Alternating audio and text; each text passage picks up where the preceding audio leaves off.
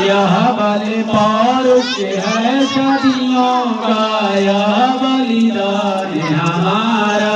यह बल पौरुष है सदियों का, यह बलिदान हमारा।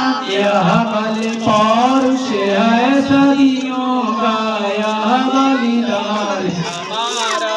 यह बल पौरुष है सदियों का, यह बलिदान हमारा। आसमान में फहराए झंडा, सागर में लहराए। आसमान में फहराए झंडा, सागर में लहराए। आसमान में फहराए। 75वां स्वतंत्रता दिवस मनाने के लिए हम सब यहाँ पे इकट्ठे हुए हैं। तो आज मैं अपने संस्थान के इस समारोह में आए हुए मुख्य अतिथि प्रधान महासचिव राजद माननीय सुभाष यादव को धन्यवाद देना चाहूंगा, जो बहुमूल्य समय निकालकर हमारे संस्थान के मंच उद्घाटन में अपना अहम योगदान दिए हैं। तो महाक उठाए ज्ञान गंगा, महाक उठाए ज्ञान गंगा, जब से आप आए हैं। महाक उठाए ज्ञान गंगा, जब से आप आए हैं। ऐसा एहसास होता है कि जन्मों से आप हमारे हैं। आज का दिन कोई साधारण दिन नहीं है। इस दिन को पाने के लिए हमारे देश के वीर स्वतंत्रता सेनानी ने अपने जीवन को कुर्बानी दी है। कितनी माता बहन को सिंदूर लूट गई, कितनी माँ को पेट खाली हो गए थे। और इस स्वतंत्रता को शुरुआत सन 1857 ईस्वी में जब मंगल पांडे को हत्या किया गया था, तो उसी दिन से हमारे देश के वीर सेनानियों ने संकल्प लिया था कि मैं अपने देश भारत को ब्रिटिश यानी इंग्लैंड से आजाद करा के रहूंगा। और इस आजादी को पाने के लिए उन्होंने दिन रात मेहनत करके यानी एकदम ठान लिए थे कि मैं अपना देश को आजाद करूंगा। और 15 अगस्त 1947 से पहले हमारा देश गुलामी के जंजीरों में जकड़ा हुआ था। चाहे रस्सी में बांधा हुआ पशु हो, चाहे पिंजरे में बंद पंछी हो, चाहे जेल में बंद मनुष्य हो, सभी स्वतंत्र रहना चाहते हैं। लेकिन हमारा देश अभी भी शिक्षा के क्षेत्र में, विज्ञान के क्षेत्र में, खेल के क्षेत्र में बहुत आगे बढ़ गया है।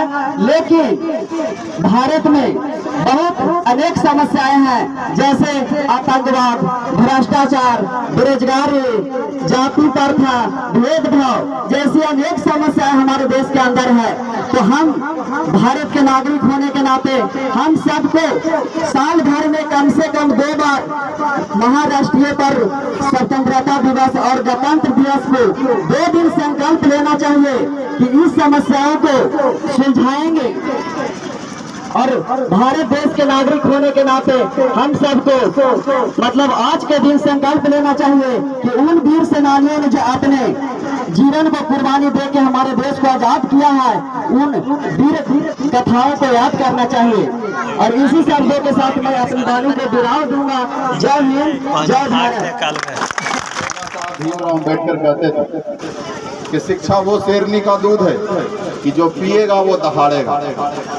आप अपने अधिकारों के प्रति आपका जो संविधान में जो बाबा साहब भीमराव अम्बेडकर और तत्कालीन संविधान सभा के जितने भी सदस्य थे, उन लोगों ने जो आपको संविधान में अधिकार दिए हैं, तो जब तक आप पढ़ेंगे नहीं तब तक जानेंगे नहीं, जब तक आप पढ़ेंगे नहीं तब तक पढ़ेंगे नहीं। शिक्षा बहुत अहम है। खास करके मैं माताओं और बहनों से कहना चाहता कि जितना भी बच्चा व्यक्ति जो है, पुरुष जो है, वो अपनी क्षमता के हिसाब से हर तरह का काम करता है। कोई किसान भाई है, कोई मजदूर भाई है, कोई डॉक्टर है, कोई शिक्षक है, कोई इंजीनियर है, जो जिसका जैसा क्षमता उस हिसाब से काम कर रहा होता है।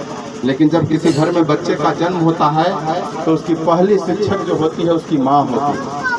पुरुष तो, पिता तो अपने क्षमता के अनुकूल अपने काम पर लगा होता है, लेकिन बच्चा जब छोटा होता है तो उसकी पहली शिक्षक उसकी माँ होती है, जो उसके साथ सदैव रहती है।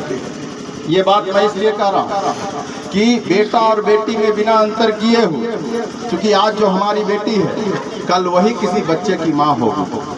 और शिक्षक जब पढ़ा लिखा नहीं होगा, समझदार नहीं होगा, जब पहला शिक्षक माँ होती है। आप ऐसे भी गांव गिराव में नजर उठा के देख लीजिए कि जिनकर माँ तनी मनी पढ़ा लिखा रहती, बहुत धीरे धीरे समाज में बदलाव हो रहा है। लोग पढ़ा लिखा रहे, अपने बच्चों को बेटा बेटी में अंतर नहीं कर रहे, लेकिन फिर भी तुलनात्मक रूप से अगर आप देखिएगा कि जिस बच्चे की माँ थोड़ी बहुत पढ़ी लिखी है, शिक्षित है, उसका बच्चा जो है बाकियों जो कम पढ़े लिखे हैं या नहीं पढ़े लिखे हैं महिला, उनके बच्चे से कुछ बेहतर उनका बच्चा होता। ये बात मैं इसलिए कह रहा हूँ कि अपनी बेटियों को पढ़ाने में कोई कोताही नहीं करें, क्योंकि बेटी जब पढ़ेगी और जब वो माँ बनेगी किसी बच्चे की, अपने बच्चे की परवरिश वाली शिक्षक जब बनेगी, तो स्वाभाविक है कि उसका जो आधार होगा, नींव होगा, उस बच्चे का बहुत मजबूत होगा।